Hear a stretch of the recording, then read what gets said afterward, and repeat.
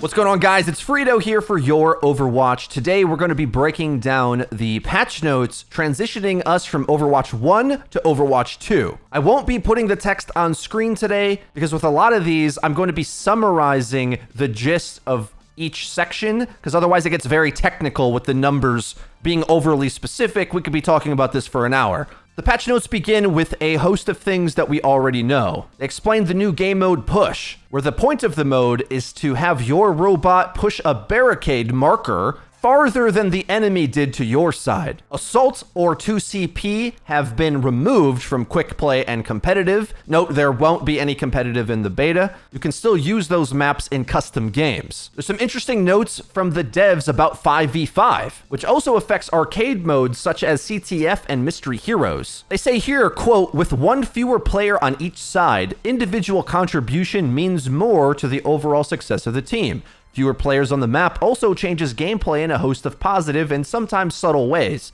Players have more space to spread out, and the battlefield is easier to understand with fewer visual effects and sounds happening around you. The removal of one tank hero in restricted role queues has allowed us to rework all our tank heroes to be even more impactful and fun to play. This change increases gameplay clarity for all hero roles and makes matches play more fluidly. I agree with all of this. I hope you all get into the beta so you can experience this yourself. It's still very much Overwatch, but you're not forced to play it in a hand-holding way. There's a brand new scoreboard in Overwatch 2. They say we're making a large change to the scoreboard screen by displaying key statistics in real time for all the players in the game, including eliminations and deaths. They'll be presented in a new layout that mirrors other competitive games and sports. This new layout should provide players with an overall more accurate view of the game. As a result of this change, we are retiring the fire and metal systems. Both systems are no longer as necessary, with the new scoreboard providing a more accurate and easier to read view of each player's performance-related data. We do plan on revisiting the fire system in the future as it can provide excitement and positive feedback around awesome plays made by you or your teammates. These changes are a work in progress, and we are looking forward to hearing what the community thinks about these updates. They note here that the sound has been redesigned. Something that I probably should have emphasized a lot in my review video. The sounds of the game are stellar. New weapon sounds for all the heroes. There's a kill stinger sound effect when there is a final blow, and also a ping in your ear when your teammates go down, which each of these increases in pitch the more eliminations are had. So it makes it a lot easier to remember how many players are alive on either side of the fight. They also list here all the environmental audio updates they did, which is what they spoke about doing at BlizzCon Line. It really has taken effect and sounds great. There's 3D reverb in locations. The speed of the sound adjusts for the distance of the explosion. There's a lot of stuff here. I'm just going to move on. You'll also notice there's new damage sounds and impact sounds for different types of health. And you do have an option to turn off the teammate or enemy elimination sounds, but I don't advise you do that. They are very helpful. Also, you'll notice there are new sound effects for the impacts of your abilities, which correlates to the type of health you're hitting. For example, you will get armor impact sounds on Reinhardt until his armor is depleted, and flesh impact sounds when in his default health pool. New feature, there is a ping system in Overwatch, and it works wonderfully. Tapping the ping button will fire a contextual ping that highlights a location, marks enemies, confirms allied pings, objective pings, or even tells injured allies to group up with you if you're playing support. Pressing and holding the ping button opens the ping wheel, where you can select from a variety of pings that can be placed in the world or on your hero. Double tapping the ping button places a warning ping for when you can't see an enemy hero but want to let your team know about potential danger. Many of the ping system's parameters can be modified in the options controls section, and they're looking for feedback on this because it's still a work in progress. They don't have all the voice lines in yet. They're improving the controller support, don't have all the languages, and enemy hero ping icons are just a temporary art for it. But the bones of the ping system are really good. I like just using the ping wheel most of the time, so I know exactly what I'm going to be saying to my teammate. But the contextual ping of a button press or a double press also works well, particularly when you're marking an enemy as you're reloading or something. There is a new HUD, which I've seen mixed feedback on. They do say some elements of the HUD have not been addressed yet, so that's still a work in progress. They go through the maps. Most of the old maps that are still in Overwatch 2 in the beta so far have a new lighting effect, either to make it night, evening, or dawn. And the new maps we get is a new escort circuit royale, which takes you to luxurious Monte Carlo. The new hybrid map we get is Midtown, New York City. And the two push maps we get is New Queen Street, which is the more bluish hue one set in Toronto, and Colosseo, which is the more orange map set in Rome. Also, deathmatch maps Kanizaka and Malevento are available. Now, onto the hero changes. Each role gets a role passive. First up is a big one. Tanks have 30% knockback resistance and 30% lower ultimate generation from damage taken and healing taken. This means a lot of your boop effects are a waste of time on a tank, but also you'll expect to not gain as much ult from them even when you're healing your own teammate, which feels weird. Overall, this means everyone in the game gets less ultimates than you're used to in Overwatch 1. Next role passive, damage moves 10% faster, which helps them flank and duel. Quite powerful, I'd say. And the last one is support, where they will regenerate 15 health per second after 1 second without being damaged, also known as Mercy's old passive. Mercy does get a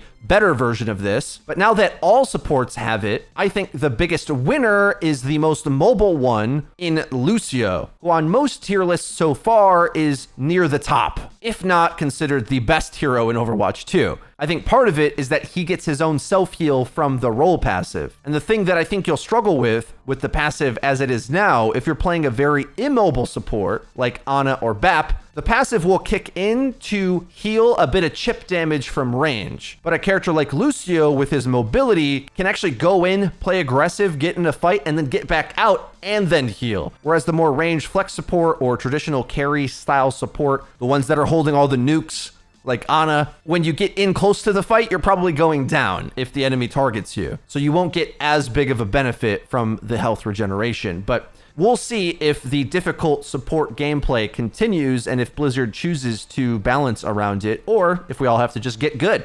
Some important health changes. Some of this we knew, some of it is brand new. Temporary shields and armor health pools have been combined into Overhealth with no special attributes.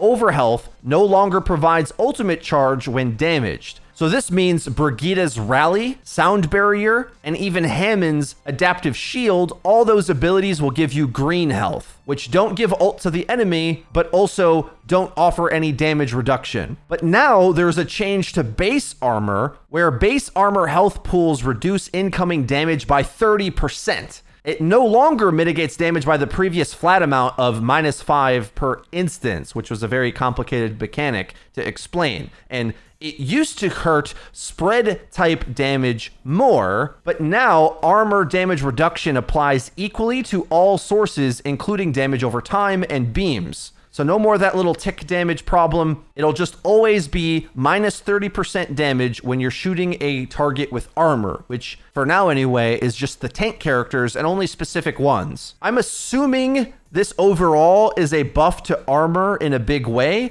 but what's surprising to me is it actually made certain spread type damage feel better against tanks now, I think. Whereas before, there was a more rock, paper, scissors nature to which things were good at shooting armor. Namely, if you had like Tracer or Diva's spread type damage, the old flat amount used to reduce those spread weapons to so little you could barely chew through the armor. Now it's very consistent and everything has the same flat reduction. But that's important because spread type weapons are easy to hit on tanks. That's why in my experience, they feel better, but I'll have to test this to know exactly what's going on. Either way, armor is just not as big of a thing in Overwatch for most of the characters, because Brig doesn't give it to anyone, and a bunch of the tanks don't even have it. But when you do have it, interacting with it is very consistent. There's a new rule where phase effect changes no longer allow you to escape Graviton Surge or Gravitic Flux.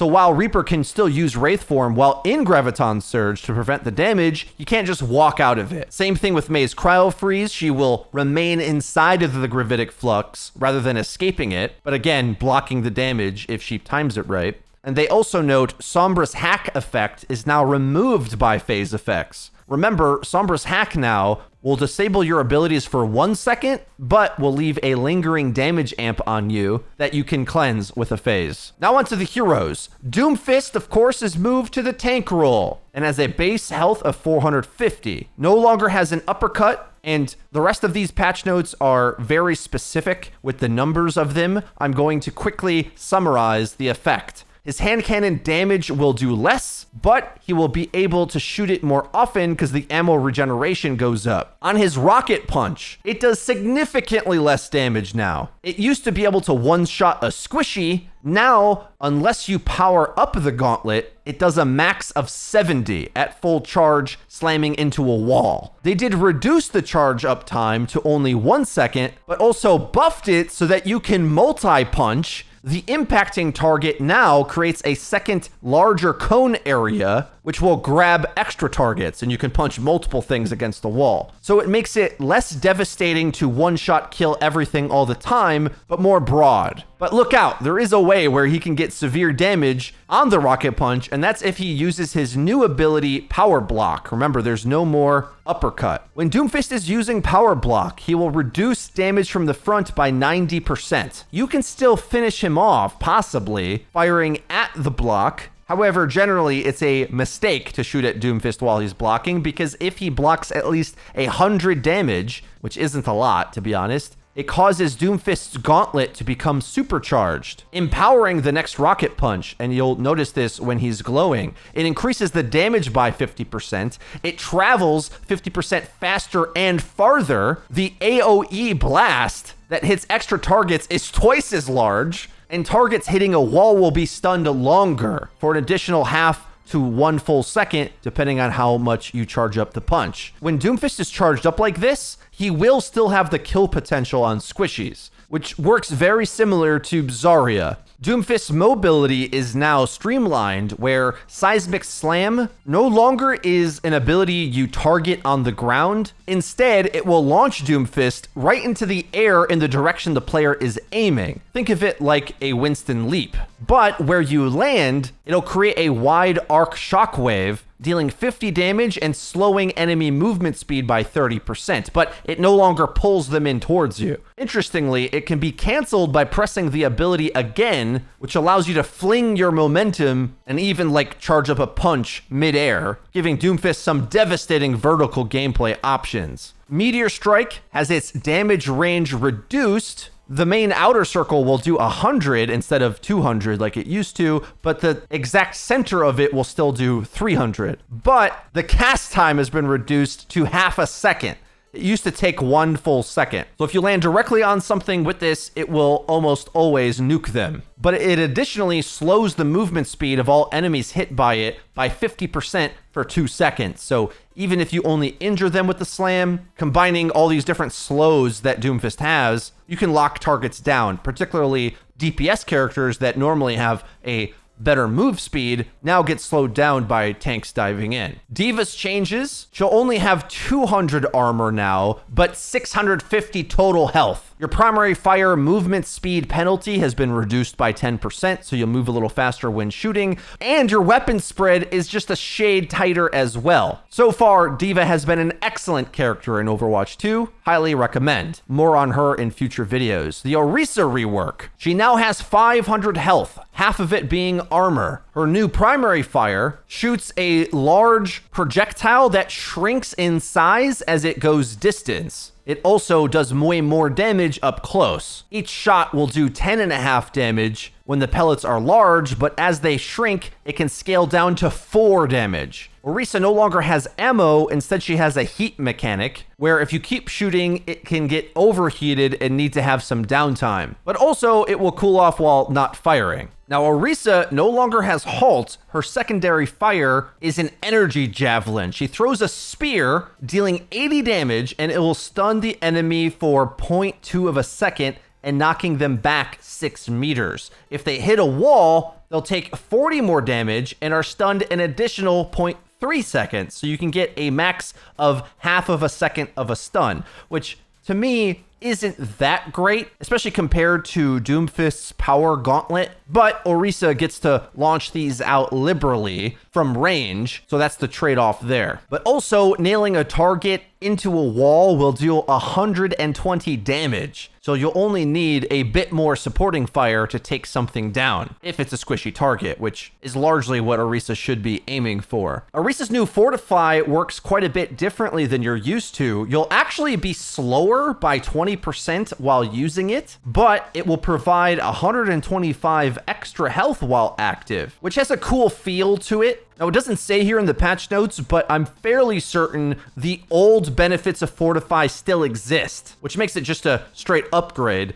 The duration is longer at 4.5 seconds, and also during Fortify, you will reduce your heat generation on your primary fire by 50%. So to maximize this, you might want to throw your spear first and then fortify up as you run in to finish a target. Orisa's next new ability, Javelin Spin, rapidly spins a spear for 1.75 seconds, destroying incoming projectiles. It'll increase your forward movement speed by 60% and have a 2-second lingering effect where you'll move 20% faster after the Javelin Spin is done. When you hit an enemy with the Javelin Spin, it will constantly knock them back and can do a maximum of 90 damage. Orisa's new ultimate is quite tricky to use, and even their explanation here is a little difficult. So what it does is Orisa will pull in nearby enemies, she will become fortified, and will begin channeling up an effect that you have to press again in order to release it. The full channel is 4 seconds, and if you release it, it can deal up to 225 damage. And during the charge or the channeling period, it deals minor damage over time and slows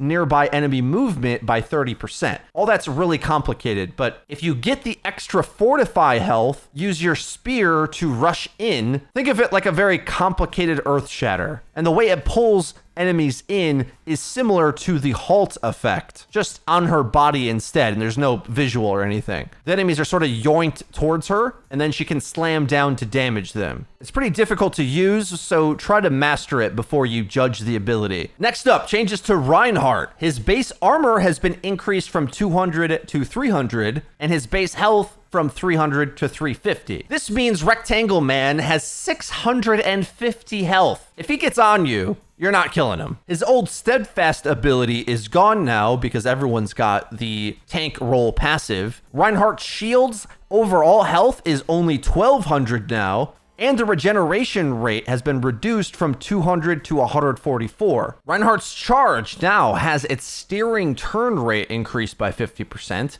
and can be manually canceled by pressing the button again. The cooldown is shorter at 8 seconds when it used to be 10, but the wall impact damage has been reduced from 300 to 225. I don't like that change personally. The rest, though, really help Rein use it for mobility as a gap closer a lot of the time in order to get his hammer in close range. Fire Strike now has 2 charges, but the damage has been reduced from 100 to 90, meaning even 2 of them won't one-shot a squishy unless you get a bit of help from a teammate. Also, combinations like Amplification Matrix, sending a Fire Strike through, won't by itself one-shot a squishy. Changes to Roadhog. His base health goes up from 600 to 700, and Take a Breather has more healing than before. It used to heal 300, now it will do 350. Sigma's base shield health have been increased from 100 to 200, and Accretion's damage goes up from 70 to 100. This does allow him to delete squishies with the Rock and Hyperspheres combo. But Experimental Barrier's regeneration rate has been reduced from 120 to just 100. Winston's base armor is increased from 150 to 200, giving him a total of 550 health. And he now has a secondary fire on his weapon, similar to like a Zen volley. Holding the secondary fire down will charge up the weapon's shot, grabbing up to 20 ammo from reserves, and it can deal 50 damage, which isn't too impressive, but at a 30-meter range. Really long range, actually. Important tech with Winston's secondary fire is that you can charge it up as you're leaping through the sky. So ideally, you hit the railgun shot, land on them, melee cancel, and zap away to finish them. That actually gives you a lot of burst if you do that. Winston's barrier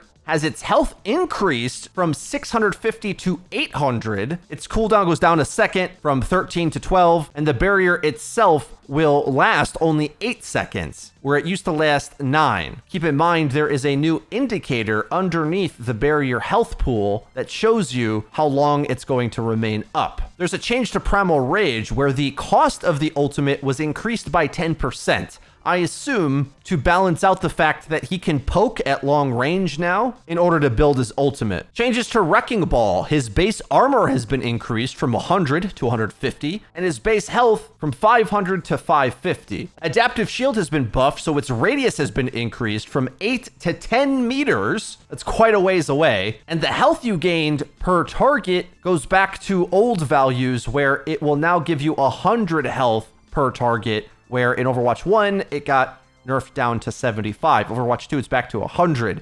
But keep in mind, targets are farther away in Overwatch 2. So while this is a buff, there's one less enemy on the field, and oftentimes they're not in a death ball. So Adaptive Shield is a bit weaker by design. Next changes are to Zarya, where her base health has been increased from 200 to 250, and her shields get a slight uptick from 200 to 225. Particle Barrier now has a 10-second cooldown, and there's 2 shared charges with Projected Barrier. The cooldown begins immediately on using the ability instead of when the barrier expired, which is actually quite a big buff. And the duration of the barrier is increased to 2.5 seconds. But keep in mind that you cannot target the same teammate with the barrier again for another 2 seconds. But you can use it on yourself twice in a row, at least at the moment. So keep that in mind when bubbling a teammate. You may decide using one on yourself is better than waiting to use 2 on an enemy, because then you can actually use your health points to tank in front. Because Zarya gains so much more energy now with her 2 bubbles,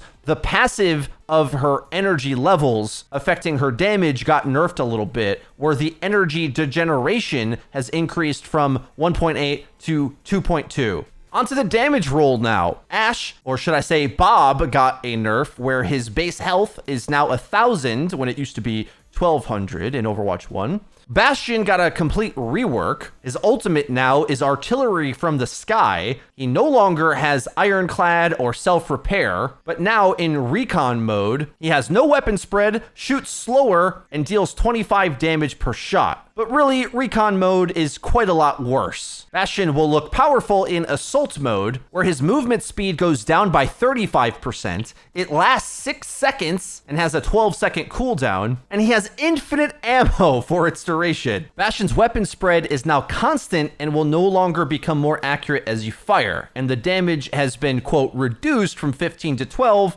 but keep in mind, you move while you shoot now, have infinite ammo, you still shred things. Bastion now has an A36 tactical grenade as a secondary fire. The grenade bounces off walls, but will stick to players or the ground, exploding after a short delay, dealing up to 130 damage. Bastion's new ultimate, Artillery, reminds of an airstrike from Call of Duty, and the targeting works similar to Doomfist's Meteor Strike. Bastion locks himself into place, and you get an overhead view to select 3 areas to shell, dealing high damage in a large area, but the damage fall off is significant. The bombs come down from the air, but they can be blocked or destroyed by abilities, so keep that in mind. You can protect yourself from it if you are the right character. On to Cassidy. His Peacekeeper alternate fire, Fan the Hammer, fire rate has gone up by about 7.5%. But keep in mind, he no longer has the stun in order to unload Fan the Hammer into. You'll need to be primary firing most of the time with Cassidy. Flashbang is removed now in place for Magnetic Grenade, where you throw a grenade that can stick into enemies, and this thing really chases after what you throw at it. As long as you're looking at the target and it's within 10 meters, it will automatically home onto the target and can chase the target up to 13 meters. So even if they're running away somehow, the thing's coming after them.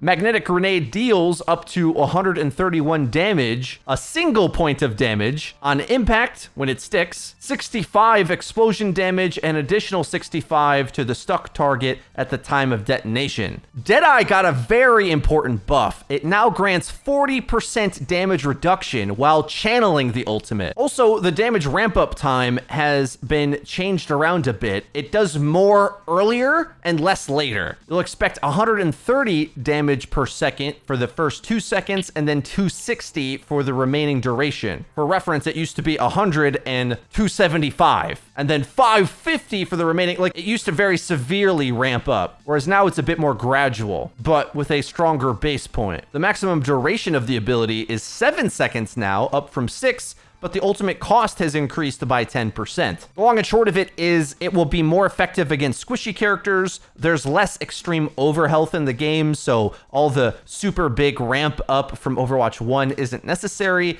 but the big buff is the damage reduction while channeling it. Echo's Focusing Beam maximum damage per second has been reduced from 200 to 175, and Duplicate gets a very important nerf, where the max health you can get is 300. So if you duplicate a tank, while you get all their abilities, you're not going to get their massive health pool. It'll cap out at 300, which is still a lot, but maybe makes duplicating squishier targets an easier choice, rather than the tank always being the right one. But I don't know, tanks are pretty strong, and their abilities are good, so maybe it's still the same. Hanzo's Storm Arrows damage have been reduced. It only does 65 damage now, which is an important breakpoint, because 70, what it used to do, meant 3 arrows would be 210. Now with the 65 damage value, 3 Storm Arrows only does 195. So you'll be lacking 5 damage to kill a squishy, either needing a melee or a headshot in there somewhere.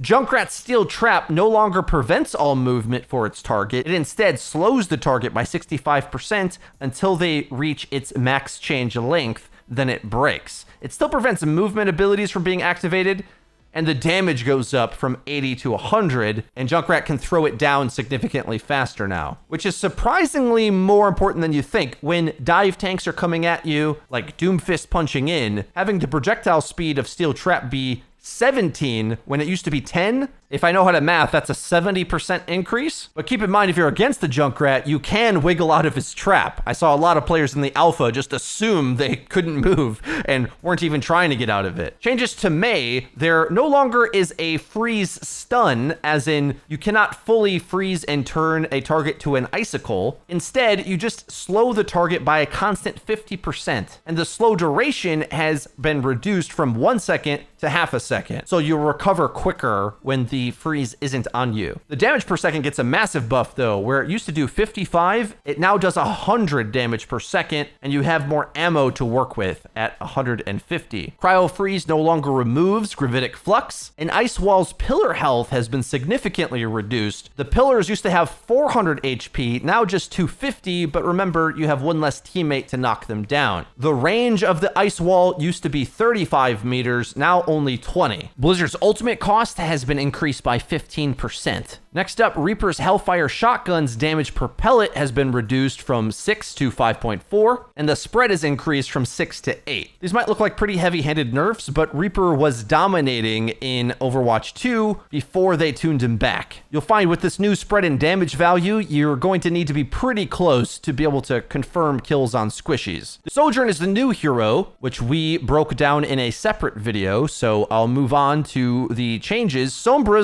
Machine Pistol damage has been reduced from 8 to 7 per pellet, but the spread has been tightened up by 10%. Hack is a lot more complicated now. Its cooldown is only 4 seconds. It no longer gets a reduced cooldown when hacking health packs. Significantly, the cast time has increased from 0.65 to 0.85, so it takes longer to execute the full hack. Health pack hack duration has reduced from 60 to 30 seconds. Ability lock duration has been reduced from 5 seconds to just 1. It now reveals hacked enemies through walls to Sombra's team for 8 seconds, so even after the hack is done. If hack gets interrupted by damage stopping her from completing it, it will now incur the full cooldown, which is only 4 seconds, but still significant. The stun duration on Bob is only 2 seconds, down from 5, and now it fully destroys Baptiste's immortality field when it's hacked. Sombra's fade-in time has reduced by 50%, and the enemy detection radius has gone up again to 4 meters when it used to be 2. I think they've played around with that value quite a few times. But importantly, Sombra can now use hack during stealth without ending stealth, but is revealed to enemies while hacking and for 0.75 seconds after hacking. So you can kind of fade in and out, but don't have to leave stealth in order to hack, which is a really big deal. Mainly because what's intended is for you to use that 1 second of ability lockout time to coordinate with a teammate. So you can take the Reinhardt shield from him just as your Reinhardt hits the Earth Shatter, and he can never see it coming. Sombra's passive now, Opportunist, allows for her to deal 40% more damage to hacked targets, and EMP gets a significant rework. In addition to hacking the enemy, it deals 40% of their current health as damage, which remember, it's current health. So the less health they already have, the less damage it'll do. But either way, it'll help you get them low to finish them off. But EMP no longer deals additional damage to base shield health pools, but it still deals massive damage to barriers, which is a weird way to word it. It used to delete barriers, right? I assume it still does. Tracer's pulse pistol's damage has been reduced from 6 to 5. And I'm surprised it's not on the patch notes, but I'm pretty sure blinks weren't coming back as fast in the alpha. Is that just me? Widowmaker's base health has been increased from 175 to 200. While Widow can be very strong in Overwatch 2, because the maps have so much extra cover, there's not as many long sightlines anymore. And there's far less defenses on your team comp, so Widow is pretty easy to deal with in a lot of cases. So they returned her to 200 health. Onto the support category, Sleep Dart's cooldown has been increased from 12 to 15 seconds, which is an eternity, but keep in mind in certain matchups, especially against a character like Doomfist, Ana is one of the best answers in the game. Baptiste's Biotic Launcher's primary fire minimum fall-off range has reduced from 25 to 20 meters, but Regenerative Burst gets a buff where the total healing now is 100, whereas it was 75. Brigitte's abilities got reorganized a bit. Shield Bash no longer stuns enemies at all, but has a much shorter cooldown, 5 seconds down from 7, and a much increased distance. You used to go 7 meters, now Brigitte will launch herself 12 meters. Making it excellent for running away from aggression. Movement is no longer stopped when you impact a barrier, so you can get past a tank, or through them if you want, and the damage goes up from 1 damage to 50. You'll also activate Inspire from Shield Bash. Lucio has his ultimate cost reduced by 12%, but as he is the God King Emperor of support picks right now, I bet we see him nerfed soon. And the last patch note for the video, Mercy's regeneration now increased the support passive healing by 50%, so she gets an amplified version of it. All right, guys, that's a ton of patch notes for you. I'm going to try to get into some playtime on the beta and stream as soon as I can get it working. You can at least expect us to be live for the Drops event tomorrow, but I also want to be making more content and guides too, so there's only so many hours in the day. To make sure you don't miss out on our upcoming videos, be sure to hit the subscribe button and the bell icon to actually get notified when our videos go live. Linked in the description, you can find our Twitch page. Hit us with a follow so you can see when we're live. That's been it for me. I've been Frito for your Overwatch. We'll see you guys next time.